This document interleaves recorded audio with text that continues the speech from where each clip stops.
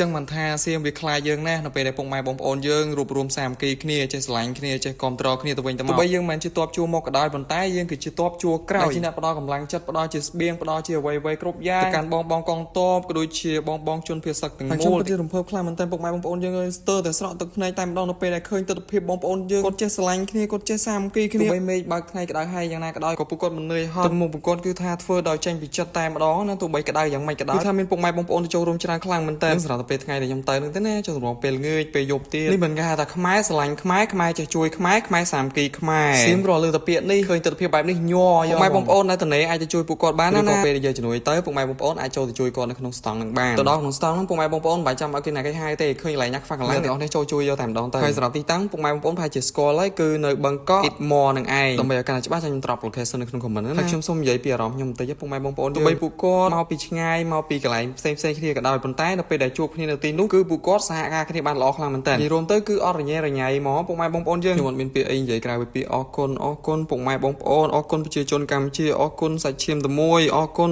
ខ្លាំងណាស់ជាពិសេសនោះអរគុណទៅដល់បងកងទ័ពជួមមកគាត់ហ៊ានលះបង់សាច់ឈាមស្រស់ដើម្បីការពារទឹកដីដើម្បីការពារប្រជាជននៅក្នុងប្រទេសដ៏កំសត់មួយនេះទោះបីជាប្រទេសមួយនេះតូចប៉ុន្តែការសាមគ្គីការស្រឡាញ់ក្តីស្រឡាញ់តែងតែផ្ដល់ឲ្យគ្នាទៅវិញទៅមក